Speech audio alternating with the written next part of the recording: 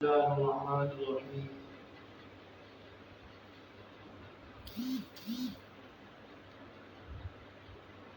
يا أيها الإنسان ما غرك بربك الكريم. وقال النبي صلى الله عليه وسلم لو أذن الله للسماوات والأرض أن تتكلم بشرة من سام رمضان بالجنة. صدق الله العظيم. معزز محترم علماء کرام، معززین علاقہ، قرآن مجید کی اس ختم کی تقریب کے حوالے سے میں اور آپ یہاں جمع ہیں۔ اللہ رب العالمین نے اپنی اس بے عیب عظمت والی کتاب کو سننا مقدر فرمایا ہے۔ اللہ اس کی قدر بھی ہمیں نصیب فرمائے۔ آج مسلمان اس قرآن مجید سے بہت دور ہٹا ہوا ہے، جس کا نتیجہ یہ ہے کہ ہمیں ہر کوئی تماشا بناتا ہے، کھیل سمجھتا ہے۔ اور جب مسلمان قرآن مجید کے حقوق اور آداب کا خیال رکھتے تھے اور اس علم سے واقفیت رکھتے تھے، کہتے ہیں کہ ایک عورت کا کسی سے جھگڑا ہو گیا تو مخالف کو کہتی ہے کہ اگر تو باز نہ ہے تو میں تجھے ایسے اچھالوں گی جیسے 15 سپاروں سے اللہ نے کلّا کو اچھالا۔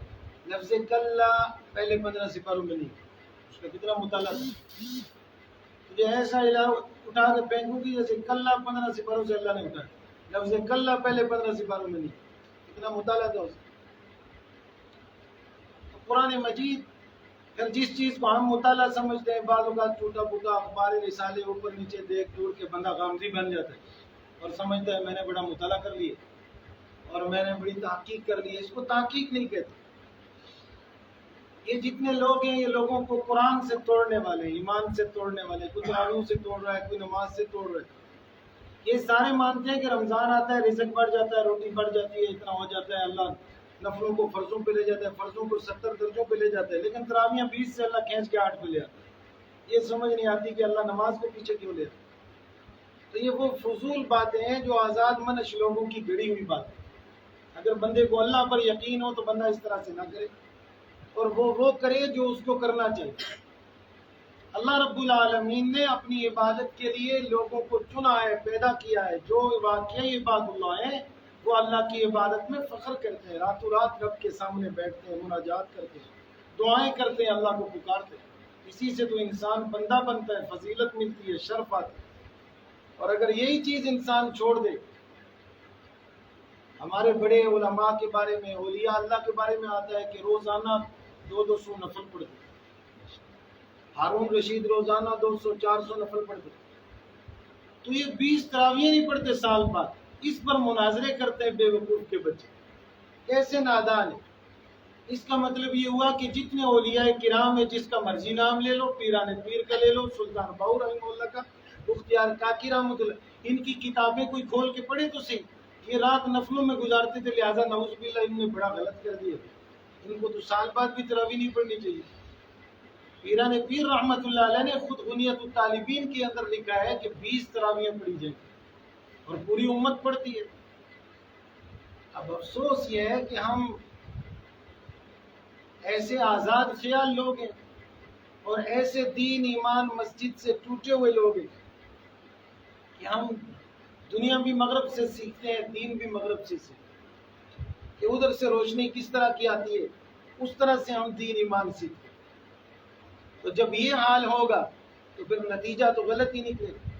اللہ کے رسول صلی اللہ علیہ وسلم نے فرمایا لو اذن اللہ للسماوات والارض ان تتکلم، اگر اللہ زمین اور آسمان کو بات کرنے کی قوت دے دے تو بشارتا، یہ دونوں بشارت سنیں، من صام رمضان بالجنتی، جس نے رمضان کا روزہ رکھا ہو اس کو جنت کی بشارت سن، جو تجھے مبارک ہو، رب نے دے دی ہے جنت میں۔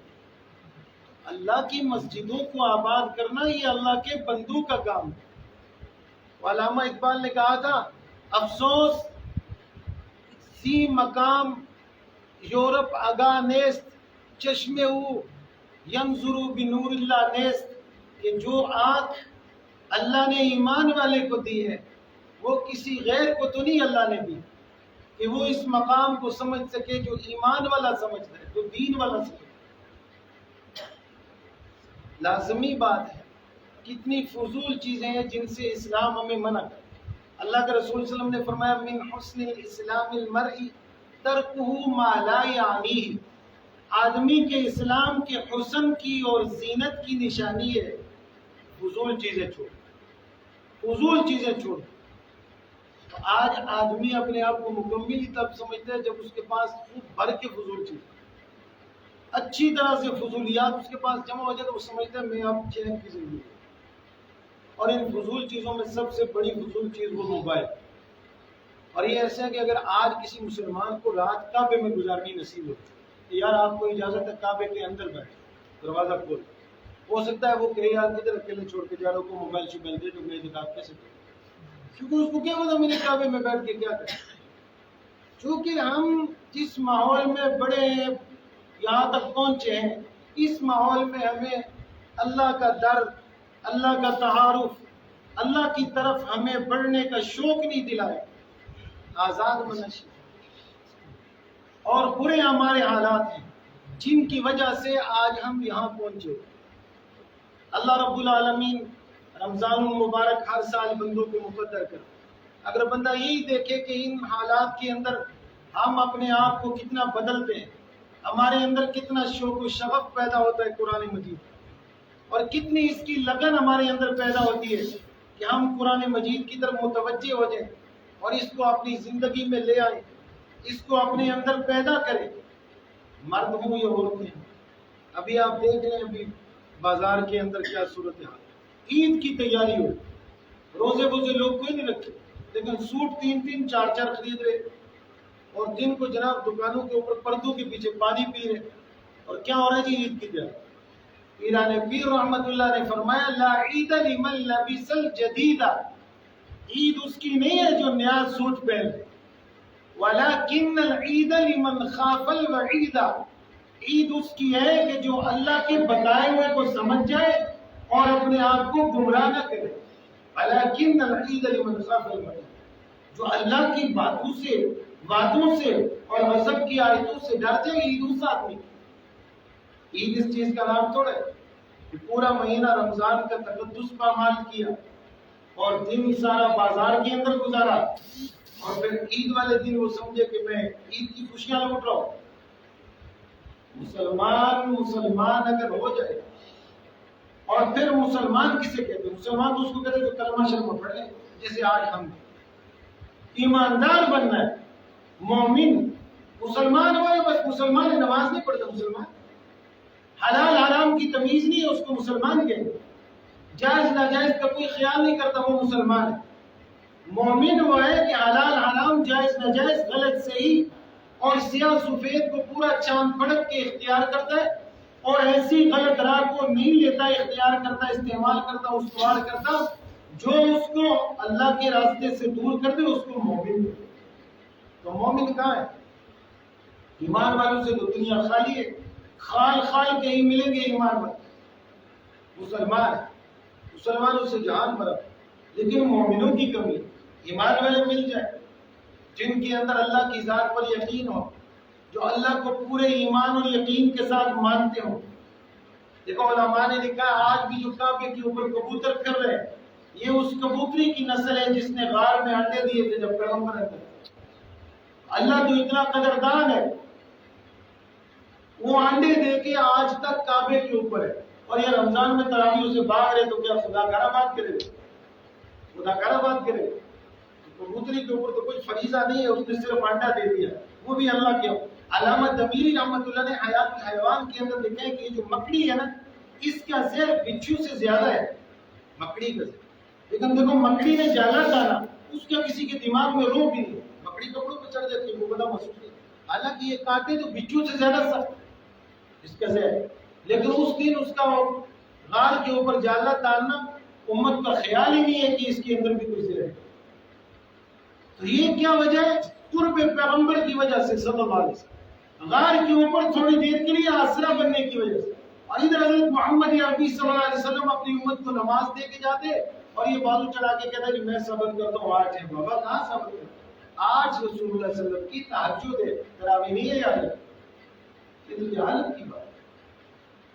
آج تک کوئی اس پہ لڑائی نہیں کرتا کہ میں ثابت کرتا ہوں کہ فلانا کام اتنا ہو چاہیے، میں کھانے میں اور پڑھ کے، پینے میں اور پڑھ کے، پہننے میں اور پڑھ کے، نمازوں میں مناظرے، اللہ محفوظ۔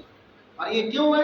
آزادی کی، آزاد خیالی کی، دین کی فکر، قدر نہیں، عظمت۔ اور جن لوگوں کے اندر دین کی عظمت تھی، اگر ہم ان کو دیکھتے تو ہمارے اندر بھی دین کی عظمت آ جاتی، ہم بھی سمجھتے کہ یار دین کوئی چیز ہے، یہ اپنانے۔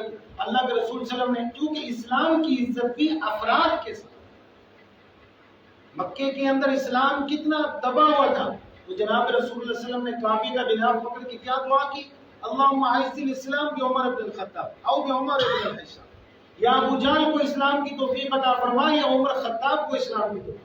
چونکہ اسلام کی عزت بھی رجال کے ساتھ، افراد ہوں گے عزت دار تو اسلام ہوگا، اور جب افراد ہی اسلام کے ساتھ عزت داری کا معاملہ نہیں کریں گے، اس لیے رسول اللہ صلی اللہ علیہ وسلم نے فرمایا، بخاری کی روایت ہے، ابو ہریرہ سے فرماتے ہیں، عن ابی ہریرہ رضی اللہ تعالی عنہ قال قال رسول اللہ صلی اللہ علیہ وسلم بدا الاسلام غریبا، اسلام اجنبی سے آیا تھا، وسيكون كما بدا غریبا، قریب قیامت کے اسلام دوبارہ اجنبی ہوگا، اسلام کو کوئی نہیں جانتا، اجنبی ہو جائے گا، مسلمان اجنبی ہو جائے گا، مسلمانوں کے طور طریقے سارے لوگوں کے نزدیک اجنبی ہو۔ ہم اپنے گھروں کو، اپنے ماحول کو خود درست کریں اور اس پر نگاہ کریں۔ دیکھو ساری دنیا ابو جہل کو کہتی ہے بڑا برا تھا جی، اپنے بچوں کو، بچیوں کو زندہ دفن، اور جو ہم زندہ دفن کرتے ہیں اس کو کسی کو پتہ نہیں۔ چھوٹے چھوٹے بچے، ان کے لباس، ان کی کٹنگ، لمبے لمبے ناخن، اور انہی کے ساتھ آٹا کودا جا رہا ہے اور روٹی کھائی جا رہی ہے۔ اللہ کے رسول صلی اللہ علیہ وسلم نے فرمایا کہ میں میلاد پر گیا تو میں نے کچھ لوگوں کو دیکھا، یہ ناخن ایسے تھے جیسے چھریاں ہوں، اور وہ اپنے چہرے پہ مارتے تھے ایسے نیچے تک گولیاں ہوتی تھی، ابھی ہاتھ اوپر سیدھے نہیں ہوتے تھے، چمڑا پھر چڑھ جاتا تھا، پھر ایسے۔ یہ رواج ہے آج کا اسٹائل، اتنے اتنے لمبے ناخن، اور پھر پتہ نہیں کیا کیا، اور پھر بیماریاں نہ لگے تو کیا ہو، پھر طوفان نہ اٹھے تو کیا ہو۔ اس کو لوگ سمجھتے ہیں کہ یہ تعلیم کا اثر ہے، تعلیم، یہ عجیب تعلیم ہے کہ جو انسان کو پاکی سے دور کر دے، نفاست سے محروم کر دے، یہ کیسی تعلیم ہے؟ تعلیم نہیں، تربیت۔ تعلیم یافتہ کام نہیں آئے گا، تربیت یافتہ کام آئے گا۔ تعلیم یافتہ ہوگا، تربیت یافتہ نہیں ہوگا، بیکار ہے، اس کو کیا کرو۔ اور تربیت یافتہ ہوگا، تعلیم یافتہ نہیں بھی ہوگا تو پورے کام کا ہے، اس کی بڑی ضرورت ہے۔ تربیت یافتہ چاہیے، اور تربیت یافتہ ملتے ہیں افراد کے ضرور سے، بندہ بندے سے فضیلت اور فیضان پاتا ہے۔ اللہ کے رسول صلی اللہ علیہ وسلم نے فرمایا الناس معادن کمعادن الذهب والفضة، کہ انسان بھی ایسے کانے ہیں جیسے سونے اور چاندی کی کانے۔ سونا اور چاندی زمین کے اندر پہاڑوں میں دبا ہوتے ہیں، اس کو مخصوص لوگ نکالتے ہیں، مخصوص لوگ توڑتے ہیں، مخصوص لوگوں کے ہاتھوں تیار ہوتے ہیں، تب وہ اپنا وجود ہے۔ انسان کے اندر بھی اس کی انسانیت چھپی ہوئی ہے۔ یہ جب کاملین کی مجلس میں بیٹھے گا، ایمان والوں کے ساتھ مجلس کرے گا، تو اللہ رب العالمین اس کے اندر سے ایسا نور پیدا فرمائے گا کہ وہ ایسا عظمت والا ہو جائے گا کہ اس سے آگے پھر کوئی انسان تیار ہو جائے گا۔ آج ہماری انسانیت دبی ہوئی ہے، مغلوب، اس دنیا کے ماحول میں دبایا ہوا ہے۔ اس دنیا کے، اگر ہم اس دنیا کے ماحول میں اپنے آپ کو سمجھنے لگے، نمازوں کا ادب کر اور نمازوں کو سر ڈھک کے پڑھ، سر ڈھک۔ فتاوی شام میں لکھا ہے ننگے سر نماز پڑھنا سے کبھی کبھی بندہ کفر میں چلا جائے، کیونکہ اس کو اللہ کی عظمت ملی۔ جب میں یہ بات کہتا ہوں تو ساتھ میں یہ بھی کہتا ہوں کہ کوئی یہ نہ سمجھے کہ یار منہ پہ کہہ دیا، یہ ہمارے مسائل کہنے کے، ہم نے کہنے چھوڑ دیے، امت ڈھیلی پڑ گئی۔ ہم نے ٹریفک والا روڈ کے اوپر سڑے عام ہوتا ہے جیسے سڑک اس کے والد صاحب نے، آپ کا ہیلمٹ کہاں ہے؟ آپ کا ہیلمٹ۔ اور اگر مولوی سے بیچارہ پوچھ لے کہ بھائی آپ ٹوپی میں کسی نماز پڑھائے پڑھا نہیں، تو اللہ کی قدر، رکوع صحیح نہیں ہے، سجدہ صحیح نہیں ہے، تکبیر تحریمہ صحیح نہیں ہے، ہاتھ باندھنے کا پتہ نہیں، قیام صحیح نہیں ہے، قعدہ صحیح نہیں ہے، تحیات صحیح نہیں ہے، اور فکر بھی نہیں ہے کہ میں اس کو سیکھوں، فکر بھی نہیں ہے میں اس کو سیکھوں۔ اور جب یہ فکر نہیں ہے تو پھر اس نماز کا کیا ہے؟ خود انسان سوچتا ہے، اگر دن سارا بندہ بازار کرتا رہے تو شام کو گھر آتے ہوئے احساس ہوتا ہے، گھر والے پوچھیں گے تو سارے سفر میں تین بہانے تیار کرتے رہتے، کیا جواب؟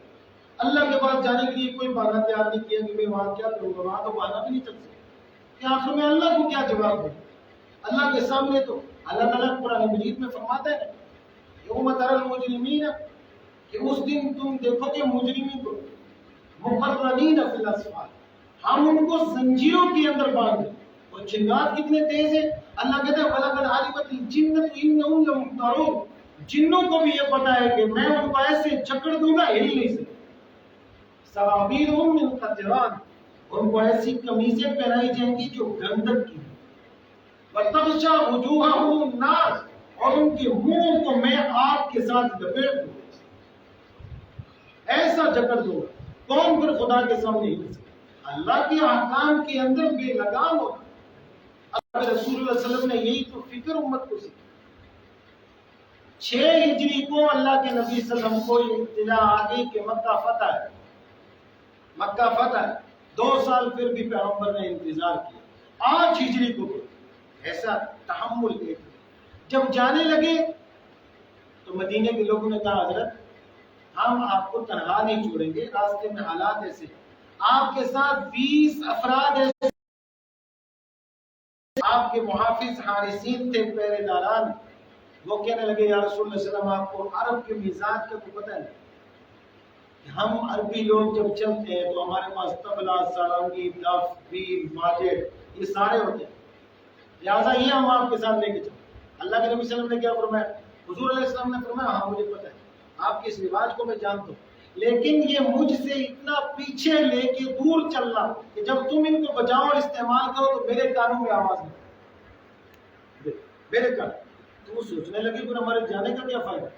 لہٰذا سب کچھ چھوڑ دیا اور سادگی کے ساتھ پیغمبر کے ساتھ سفر کیا صلی اللہ علیہ وسلم۔ تب اس کا نتیجہ ہے کہ ایک صحابی بھی ایسا نہیں تھا کہ جو ڈھول مارتا ہو، جو بین بجاتا ہو، جس نے کبھی بچے بچی کی شادی کی اور کہا کہ میری شادی تو اس کے بغیر نہیں ہوتی۔ یہ تھی جناب رسول اللہ صلی اللہ علیہ وسلم کی تربیت۔ اور ادھر دیکھ لو، محلے میں شادی ہوگی، سامنے مسجد ہوگی، مسجد کے دروازے پر ڈھول بج رہا ہے، ناچ رہے، کیا ہو رہا ہے؟ خوشی ہو رہی ہے۔ مسلمان ہیں، اپنے آپ کو سنی کہتے ہیں، عاشق رسول کہتے ہیں، بڑا سا ربیع الاول کو جلوس بھی نکالتے ہیں اور مسجد کے دروازے کے اوپر کنجروں کو نچا رہے ہیں اور بڑا دعوے کے ساتھ خوشی منائی جاتی ہے۔ اللہ کے نبی صلی اللہ علیہ وسلم نے ان ساری خوشیوں کو اپنی غلامی کے نیچے لایا کہ جب میرے بن جاؤ گے تو پھر یہ اس طرح سے آزاد منش نہیں چلو گے، میری غلامی کے اندر چلو گے، میری ایک ایک مان کے چلو، میری اداؤں کو زندہ کرو۔ آج امت کے اندر جناب رسول اللہ صلی اللہ علیہ وسلم کی ادائیں مٹ چکی ہے، ادائیں مٹ چکی ہے۔ اللہ کے نبی صلی اللہ علیہ وسلم کے ایک صحابی نے کاروبار تجارت کا شروع کی اور اس کا تجارت کا کاروبار دنوں کے اندر عروج پکڑا اور اچانک اس اللہ کے بندے نے کاروبار بند کر دیا۔ کچھ بندے اس کے گھر گئے، اللہ کے بندے کام بڑا اٹھا تھا، یہ تو نے کیا کیا؟ اس نے کہا بس جو مقصد تھا وہ پورا ہو گیا۔ عجیب بات ہے، مقصد کیا تھا؟ کہا میں نے رسول اللہ صلی اللہ علیہ وسلم سے سنا تھا کہ دکاندار جب کوئی چیز بیچے گاہک لے کے چلا جائے، اس کو پسند نہ آئے، کوئی عیب ہو یا واپس کرنا چاہے، دکاندار واپس کر لے، تو ایسے دکاندار کی میں محمد صلی اللہ علیہ وسلم قیامت کے دن شفاعت کروں۔ تو کہا میں نے تو دکان ڈالی تھی، اس لیے چند ہی دنوں میں ایک گاہک چیز لے کے گیا، اس نے کل واپس کر دی، میں نے یہ مقصد حاصل کرنا تھا، میں نے واپس کر لی، مجھے یقین ہے کل میری شفاعت ہوگی، کاروبار مجھے ضرورت نہیں تھی، میرے پاس اللہ کا دیا ہوگا۔ اور ہمارے دکاندار کیا کہتے ہیں یہ رمضان کمائی کا مہینہ، کیسے شیطان ہے، یہ کمائی کا مہینہ ادھر مسجد میں، ادھر تھوڑا ہے کہ جناب عالی لوگوں کا بیڑا غرق کرنے لگ جاؤ اور کہو کہ یہ کمائی کا مہینہ ہے۔ تو آسانی اور راحت کا مہینہ ہے، یہ تو کمائی کا مہینہ ہے کہ تراویح کی ایک سجدے پر اللہ 1500 نیکی عطا کرتا۔ کسی کو ہے کہ وہ کمائی ہے؟ تو کمائی اصل میں یہ تھی کہ ہم اللہ کو راضی کر لیتے، اللہ سے تعلق بنا لیتے، ہم مرد ہیں یا عورتیں ہیں اللہ کو راضی کر لیتے، اپنے بچوں کی اصلاح کر لیتے، ان کی فکر کر لیتے، اپنے گھروں کی اصلاح کر لیتے۔ ہم آزاد خیالی سے نکل جاتے اور ہماری زندگیاں کامیابی کے رخ پر آتی۔ آج ہمارے گھر بار محلے، ہماری مسجدیں ویران، ہم صرف ٹوٹ کے دنیا کے پیچھے پڑے۔ اور یاد رکھنا یہ فتنوں کا دور ہے، اور رسول اللہ صلی اللہ علیہ وسلم نے فرمایا بارش کے قطروں کی طرح فتنے آتے ہیں، اور اچھے بڑے مسلمان کفر بچیں گے۔ یاد رکھنا اچھے بڑے مسلمان، عقل کام کرنا چھوڑ دے گی۔ یاد لوگ تعجب کریں گے، یار یہ اس کو تو میں یہ نہیں سمجھ سکتا، یہ کہہ رہا ہے، یہ ہوگا یار۔ کیوں؟ اسی دن سے ہمیں اسلام کی عظمت، اسلام کی قدر دے سکتے۔ اس لیے اپنے بچوں کی، اپنے بچیوں کی اصلاح کرو، اسے آزاد نہ چھوڑنا، فضول نہ چھوڑنا، ان کو موبائلوں کے اوپر نہ بٹھانا، اور موبائل دے کے یہ نہ سمجھنا کہ ہمارے بچے بڑے ترقی کر گئے، بڑے ترقی یافتہ ہیں۔ اور یہ پب جی کھیلنا یاد رکھو یہ حرام ہے، یاد رکھو۔ جیسے شراب پینا حرام ہے، یہ پب جی حرام ہے، یاد رکھو۔ لیکن افسوس، میں ایک دن جا رہا تھا یہ چھم کی طرف، تو میں دکان پہ گیا 5-6 کا، میں نے اس کو کہا یہ کچھ چیزیں نہیں پیسے کاٹ، اس نے موبائل کو میں نہیں جانتا، چھڑ مطلب چھڑ میرے پکڑا ہو کیا ہے، کیا کہہ رہا ہے؟ تو میں کبھی اس کو دیکھتا ہوں کہ میں نے وہ تھا پب جی کھیل رہا، تو میں تو پھر مارتا چھڑ، اور میں نے کہا تجھے کیا ہوا ہے؟ تو کہتے جی پب جی۔ لا حول، یہ مسلمان ایسے پاگل ہے، ایسے دیوانے، پتہ نہیں رات رات اپنے اپنے کمرے میں بیٹھے ہوئے، اور پھر جا رہے ہیں موٹر سائیکل پہ، جا پکڑا کے نیچے مار جائے، وہ اپنی طرف سے پب جی کھیل، عقل غائب ہو چکی، شعور مٹ چکا۔ یہ والدین ہے ماشاءاللہ، کمائی کر کے لائے، مکان آباد کیا، اور پھر میں آپ ان کو والدین کی باتیں بھی کیا سنوں گا۔ یہ والدین بھی ایسے ظالم ہیں، ایسے ظالم والدین ہیں۔ اچانک والد صاحب ٹی وی لے کے آ رہے ہیں، ابا جی کیوں لے آئے؟ بچہ پڑوسی نے کہا جا رہتے ہیں، میں نے کہا اپنا ٹی وی، بچے کو نہیں، یہ بابے کو خود ٹی وی کا شوق۔ کبھی بابا یہ کرے کہ بچے کو دیکھا کہ وہ سروٹا بھی چھپ کے سگریٹ لینا جا کے گولڈی کی ڈبی لے کے آتا بیٹھ کے کو بڑا پتر آتا پکا رہا سگریٹ، کہتے کتنا ہے بابے رہا، بابا کو خود ٹی وی دیکھنے کا شوق ہے، اور گناہ ڈالا بچے کے اوپر۔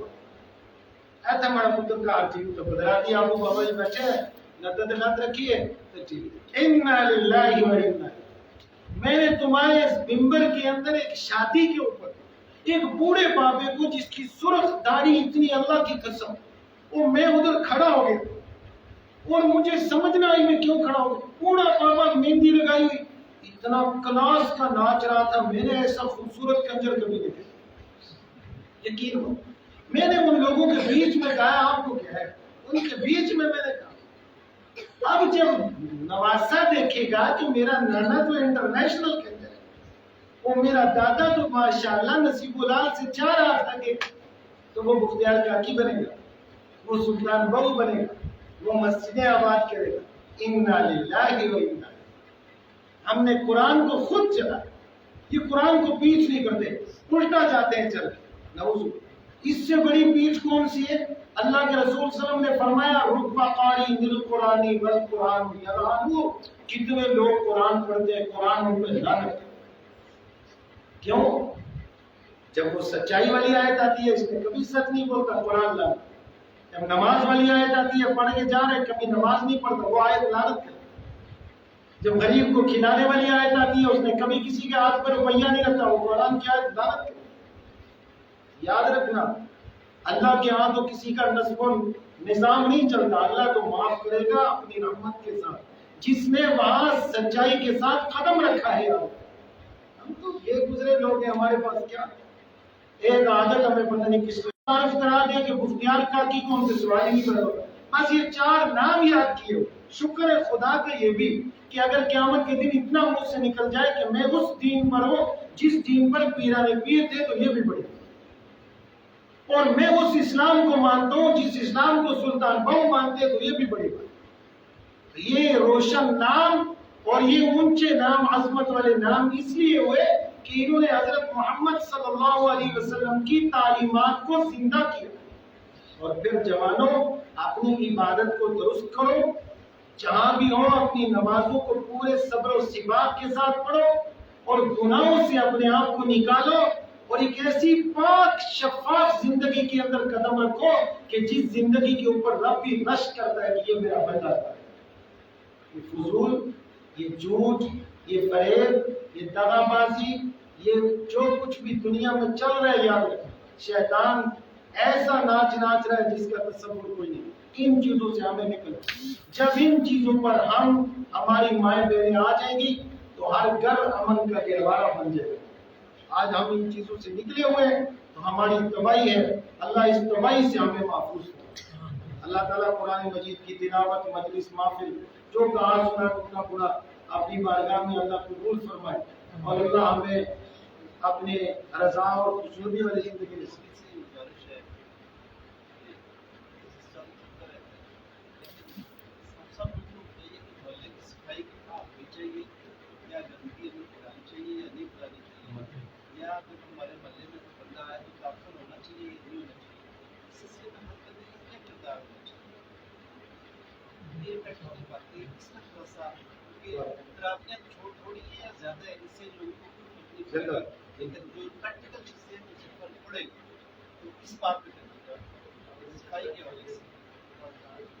بہت اچھی بات ہے. جناب رسول اللہ صلی اللہ علیہ وسلم نے فرمایا نظفوا اسلحتکم، اپنے گھروں کے صحن صاف رکھو، ولا تشبہوا بالیہود، اور یہودیوں کے ساتھ مشابہت نہ اختیار کرو. گندگی شیطان کا، گندگی چاہے بدن میں ہو، گندگی چاہے محلے میں. گند ایسی چیز ہے جو انسان کے اندر سے نفاست کو ختم کرے. لیکن جو غبار ہے، گندگی نہیں کا غبار کا، غبار اگر لگ جائے گا کسی کو تو وہ بھی جہنم میں نہیں جائے گا. گند صاف کرنا یہ ہمارا معاشرہ حضرت ہے ہی گند ڈالنے کے لیے. اور پھر مزے کی بات بتاؤں کہ ہم لوگ، میرے جیسے لوگ بھی گند ڈالتے ہیں. چونکہ ہم صرف یہ باتیں شاتیں کرنے کے لیے تھوڑی دیر سپیکر 15-20 پیچھے کتابیں رکھیں، لوگ کہتے ہیں بہت رات کو جاگتا ہے مطالعہ کرتے ہیں. یہ چیزیں ہمارے اندر سے نکل گئی ہیں جس کی وجہ سے آج ہم آرمی کے افسر ہیں بڑے ماشاءاللہ، لیکن ہیں وہ بڑے خاندانی قسم. ہم ایک جگہ کہیں بیٹھے ہوئے تھے تو وہ اپنے قبیلے کے لوگوں کے ساتھ ایسے بیٹھے ہوئے جیسے بچے بیٹھے ہوئے. وہ ہے خاندان ایسا. میں بڑا حیران ہوں. ہمارے اندر کچھ چپڑاسی بھی لگی ہے تو بس وہ پھر بیگم کے اوپر بھی گھر آ کے ایسے کرتا ہے جیسے ڈی سی آفس میں ڈی سی بیٹھا ہو. یہ کام رسول اللہ صلی اللہ علیہ وسلم ازواج مطہرات بتاتی ہے اللہ کے نبی صلی اللہ علیہ وسلم اپنے جوتے خود گانٹ لیتے. آج میرے سمیت کو بتایا اس نے کبھی اپنا جوتا کبھی سوٹ استری کیا ہو. ایسے مستنڈے دن سارا بازاروں میں پھرتے رہتے اور شام کو بیگم کے اوپر ہم نے کپڑے نہیں استری کیے، جوتی نہیں پالش کی. وہ مچن تھوڑی ہے آپ کے ہاتھوں میں چالے، اپنی جوتی خود کر لو، اس میں کیا ہو. محلہ صاف رکھنا، نالی گلی صاف رکھنا، اس سے کیا ہوگا، یہ راہیں جو ہے رحمت کا مرکز بنے گی، شیطان کی نظر سے محفوظ. گند جہاں بھی ہوگا شیطان نگاہ ڈالے گا. اور یہ بھی یاد رکھو اللہ کے رسول صلی اللہ علیہ وسلم نے فرمایا جب باتھ روم میں جاؤ تو اللہم انی اعوذ بک من الخبث والخبائث سے پہلے بسم اللہ پڑھو پوری، کہ شیاطین جو وہاں ہوتے ہیں ان کی نظر نیزے کی طرح ہوتی ہے، جس چیز میں ڈالتے ہیں متاثر ہو. جب آپ دعا سے پہلے پوری بسم اللہ پڑھ لیں گے تو ان کی آنکھیں اندھی ہو جاتی. یہ ہمارے لیے اس لیے آداب. آپ یہ دیکھ لیں یہ جو اٹیچ باتھ روم ہے نا، یہ اصل میں یہ ایک بہت بڑی چال اور سازش ہے. گندگی میں جنات ہوتے ہیں. اب ایک گھر ہے اس کے اندر بڑا سارا گھر ہے، 4-5 باتھ روم ہے، تو سمجھو 4-5 جناب علی وہ کسی فورس مخالف کے کمرے ہیں، آپ اس گھر کے اندر شیاطین کے اندر رہتے. پھر میں آپ کو یہ بھی بتا دوں کہ یہ جو مرغے ہیں نا، مرغے اللہ کے رسول صلی اللہ علیہ وسلم نے فرمایا لا تسبوا الدیق فإنه یوقظ للصلاۃ، مرغے کو گالی نہ دو یہ تمہیں نماز کے لیے اٹھاتا ہے. اور ایک حدیث میں فرمایا لا تسبوا الدیق فإنه یری الملائکۃ، مرغے کو گالی نہ دو یہ اذان اس وقت دیتا ہے جب فرشتے رحمت کے اترتے ہیں، دیکھ کے اذان. ایک سازش کے تحت مرغوں کو ختم کیا گیا اور یہ انگریز سفید سفید ہمیں لا کے دے بیکار کے. ایک سازش کے تحت مرغے. ایک صحابی نے مرغا پکڑا ہوا تھا، چھری پکڑی، حضور علیہ السلام کہا کیا کر دیتا سبق میں، چھوڑ دو یار، اذان دیتا ہے چھوڑ. سفید مرغا تھا، حضور علیہ السلام نے کیا کہا، فرمایا یہ تو ہمارا دوست سفید مرغا. تو یہ چیزیں تھی جس سے ہمیں نکال دیا گیا. اب دیکھو گھروں میں آداب مسائل تو پتہ ہی ہوئے. بچے نے پیشاب کر دیا کپڑا اٹھایا یہ مار دیا اور جناب دیوار پہ سٹ. دوسرے دن وہی کپڑا اٹھایا پوری بالٹی میں مارا, پورا گھر صاف کر دیا. ہاں جی کار صاحب میں نماز پڑھنا جی سارا صاف نماز کیا صاف اور ہوتے ہیں پاک اور ہوتے ہیں. اس لیے صفائی بولتے ہیں. اس لیے شریعت نے آداب رکھے احکام رکھے کہ انسان اپنے آپ کو بھی صاف رکھے, اپنے دل کو بھی صاف رکھے, دماغوں کا نظروں کی حفاظت کرو. نظر تیر ہے شیطان کی تیروں میں سے, جس چیز کو دیکھتا ہے اپنے اندر اثر ہوتا ہے. یہ تو بڑی لازم چیز ہے اور یہ بڑی فکر کی چیز ہے. اور حضرت میں سمجھتا ہوں چھوٹی چھوٹی بات ہوگی اللہ اپنی بارگاہ میں قبول فرمائے.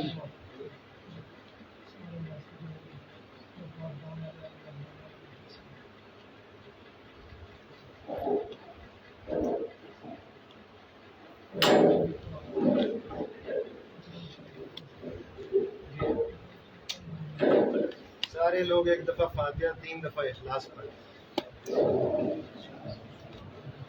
ایک دفعہ فاتحہ 3 دفعہ اخلاص.